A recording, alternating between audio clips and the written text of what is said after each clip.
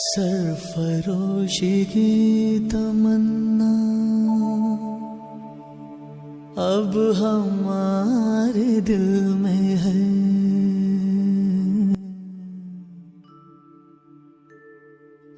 बाल गंगाधर तिलक जन्म से केशव गंगाधर तिलक एक भारतीय राष्ट्रवादी, शिक्षक, समाज सुधारक, वकील और एक स्वतंत्रता सेनानी थे।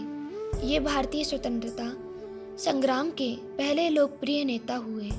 ब्रिटिश औपनिवेशिक अधिकारी इन्हें भारतीय अशांति के पिता कहते थे। इन्हें लोकमान्य का आदरणीय शीर्षक भी प्राप्त हुआ, जिसका अर्थ है लोगों द्वारा स्वीकृत। इन्हें हिंदू राष्ट्रवाद का पिता भी कहा जाता है। तिलक ब्रिटिश राज्य के दौरान स्वराज्य के सबसे पहले और मजबूत अधिवक्ताओं में से एक थे तथा भारतीय अंतःकरण में एक प्रबल मामूली परिवर्तनवादी थे। उनका मराठी भाषा में दिया गया नारा स्वराज्य यह मेरा जन्मसिद्ध अधिकार है और मैं इसे लेकर ही रहूँगा बहुत प्रसिद्ध हुआ और उन्होंने भारतीय राष्ट्रीय कांग्रेस के कई नेताओं से एक करीबी संधि बनाई, जिनमें बिपिन चंद्र पाल, लाला लाजपत राय, अरविंद घोष, पी.ओ. चिदम्बरम, पिल्लू और मोहम्मद अली जिन्हा शामिल थे। आरंभिक जीवन भारतीय स्वतंत्रता आंदोलन के जनक, स्वराज्य की मांग रखने वाले और कांग्रेस के उग्र विचारधारा के समर्थक बाल गंगाधर तिलक का जन्म 23 जुलाई 1856 को रत्नागिरी जिले के चिकलगांव तालुका में हुआ था। इनके पिता का नाम गंगाधर रामचंद्र पंत व माता का नाम पार्वती बाई गंगाधर था।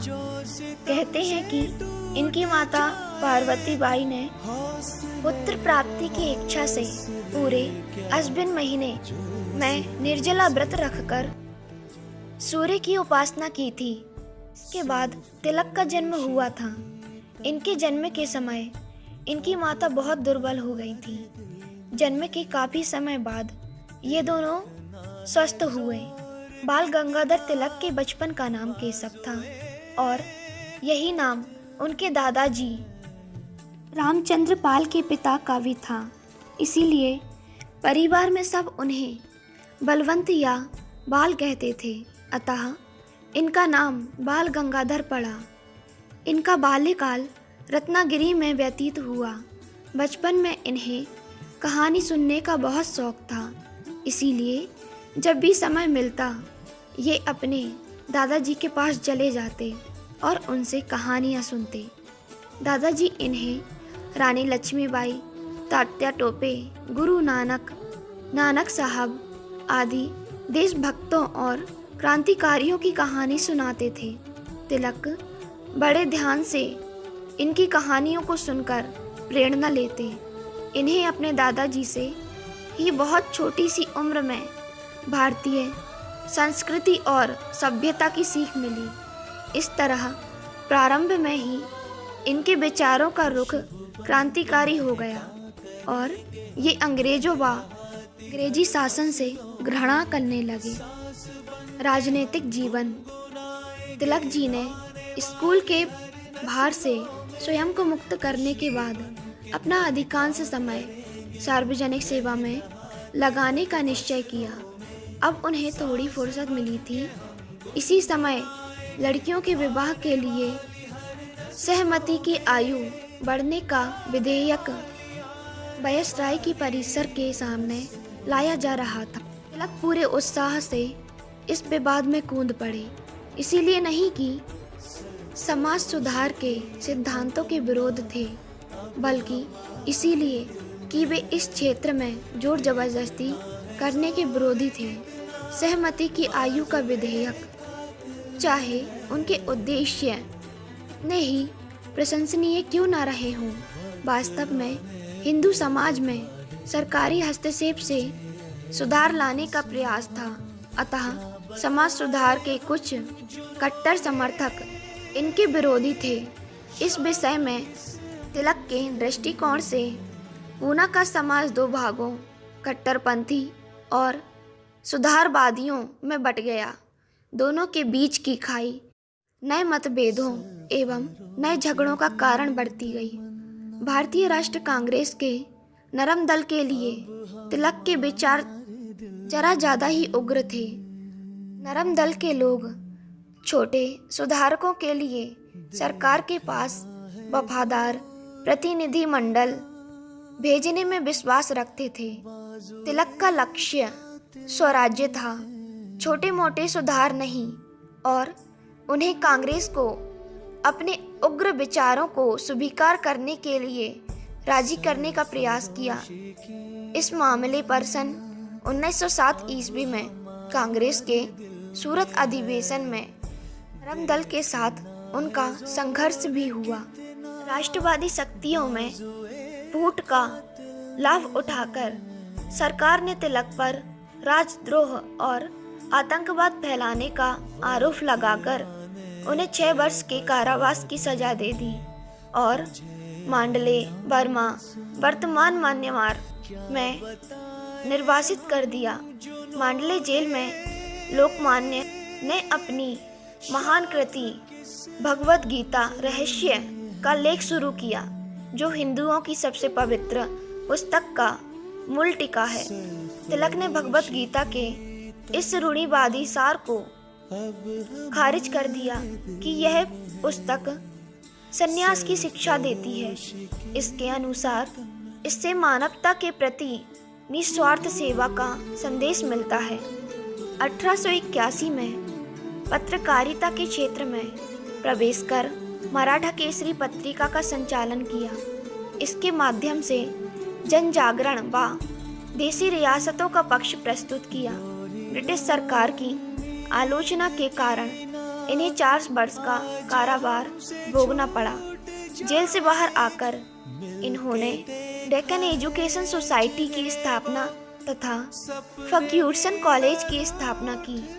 सन 1888-89 में शराबबंदी, नशाबंदी व भ्रष्टाचार के विरुद्ध आवाज उठाते हुए पत्रों के माध्यम से कार्यवाही की। सन 1889 में इन्हें बम्बई कांग्रेस का प्रतिनिधि चुन लिया गया।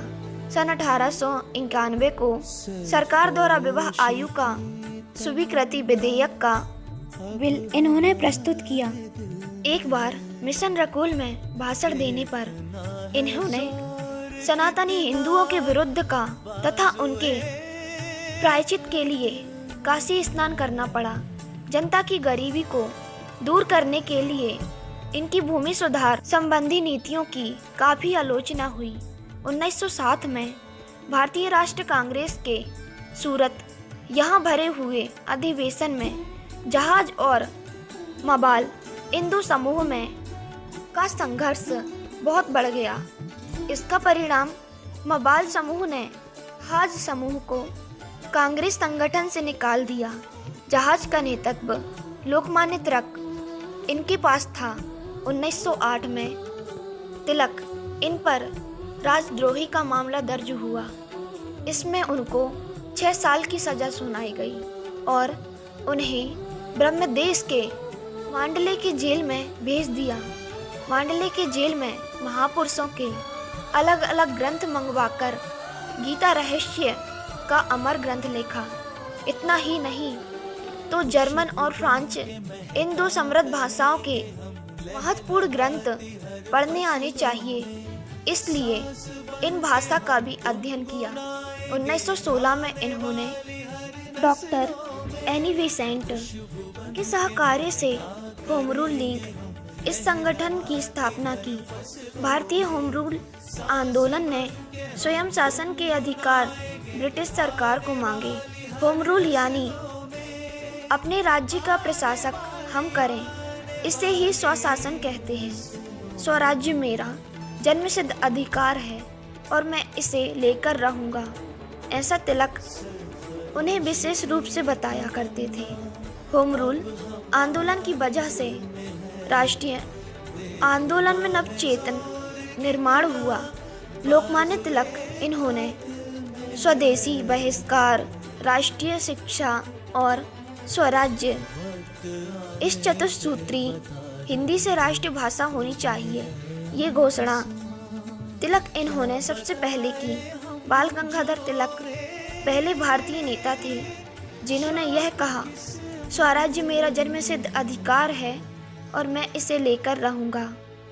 तिलक मांडले से रिहा होकर 1914 में भारत आए। भारत आते ही इन्होंने फिर से राष्ट्रहित के लिए कार्य करना शुरू कर दिया। पूना की बहुत सी संस्थाओं ने तिलक के सम्मान में सार्वजनिक भाषाओं का आयोजन किया। इन भाषाओं में तिलक को आमंत्रित किया गया।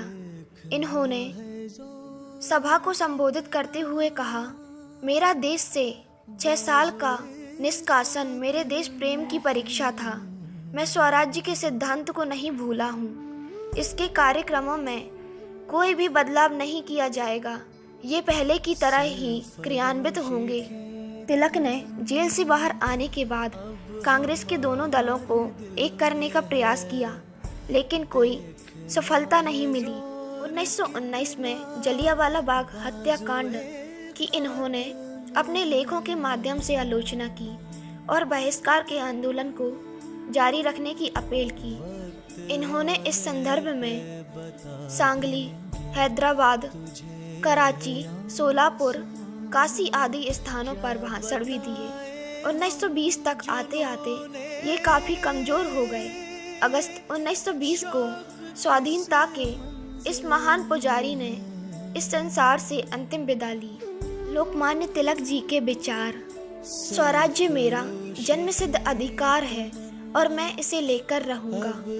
आलसी व्यक्तियों के लिए भगवान अवतार नहीं लेते, वह मेहनती व्यक्तियों के लिए ही अवतारित होते हैं।